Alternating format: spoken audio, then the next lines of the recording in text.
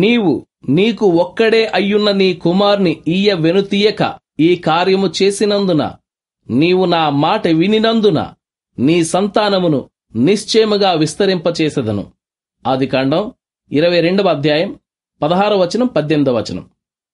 ఆ రోజు నుండి ఈ రోజు దాకా మనుషులు ఒక విషయాన్ని పదే పదే చూస్తూ నేర్చుకుంటూ వస్తున్నారు.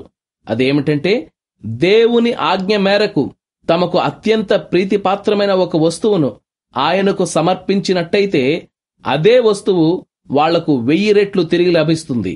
అబ్రహాము దేవుని పిలుపు విని తన ఏకైక కుమారుణ్ణి ఇచ్చేశాడు. దీనితో ఆ పిల్లవాడు పెరిగి పెద్దవాడవుతాడు, తన వంశం విస్తరిస్తుంది అన్న ఆశలన్నీ ఆ క్షణంలో సమూలంగా తుడిచిపెట్టుకుపోయాయి. కాని ఆ పిల్లవాడు తిరిగి తనకు దక్కాడు. కుటుంబం నక్షత్రాల్లాగా, ఇసుక రేణువుల్లాగా విస్తరించింది. కాలం పరిపూర్ణమైనప్పుడు ఆ కుటుంబంలో నుంచే యేసుక్రీస్తు ఈ లోకానికి వచ్చాడు. తన పిల్లలు చేసే నిజమైన త్యాగాలను దేవుడు స్వీకరించే తీరు ఇదే. మనం అన్నీ ఆయనకిచ్చేసి పేదరికాన్ని కొని తెచ్చుకుంటాము. అందుకు ఆయన మనకు సంపదలు పంపిస్తాడు. ఓ గొప్ప సేవాభారాన్ని మనం త్యజిస్తాం. అందుకాయన మనం కలలో కూడా ఊహించని మరింత గొప్ప సేవా బాధ్యతను మన పరం చేస్తాడు.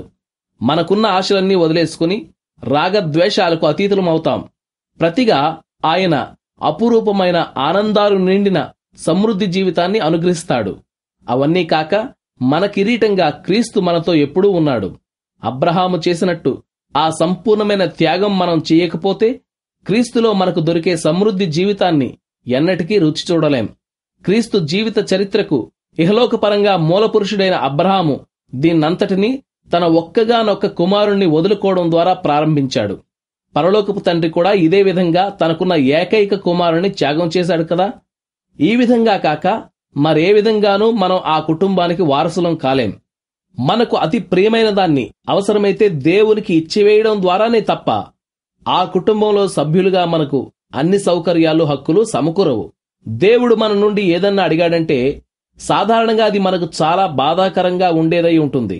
అయితే తిరిగి మనలో జీవం నిండాలంటే, పరలోకానికి ఆరోహణమయ్యే కొండకు చేరాలంటే మనం తప్పనిసరిగా గెత్సెమనే తోట, సిలువ, సమాధి మార్గాల్లో గుండా ప్రయాణించాల్సి ఉంటుంది. ఓ నా ప్రియ సహోదరా, సహోదరి, అబ్రహాము అనుభవం ఆయనకొక్కడికే పరిమితం అనుకోకు. అలా మరెన్నడూ ఎక్కడా జరగదని అనుకోకు. ఎంత కష్టమైనా, నిష్ఠూరమైనా దేవునికి లోబడడానికి సిద్ధపడిన ఆత్మలన్నిటితో ఆయన వ్యవహరించే పద్ధతికి ఇది ఒక మచ్చుతునక మాత్రమే. నువ్వు ఓపికతో సహించి కనిపెట్టిన తరువాత వాగ్దాన ఫలం నీకు దక్కుతుంది. త్యాగానికి బదులుగా లోకాతీతమైన దీవెనలు దొరుకుతాయి. దేవుని ఆశీర్వాదాల నదులు కట్టలు తెంచుకుని కృపతో, సకల సంపదలతో నిన్ను నిలువునా ముంచెత్తుతాయి. దారి కనిపించని పొగమంచు మూసినప్పటికీ ధైర్యంగా దేవుని పక్షాన ముందడుగు వేసేవారి కోసం దేవుడు చెయ్యని సహాయం అంటూ ఏమీ లేదు. అలా అడుగు వేసేవాళ్లు తమ పాదం బండ మీద పడిందని తెలుసుకుంటారు.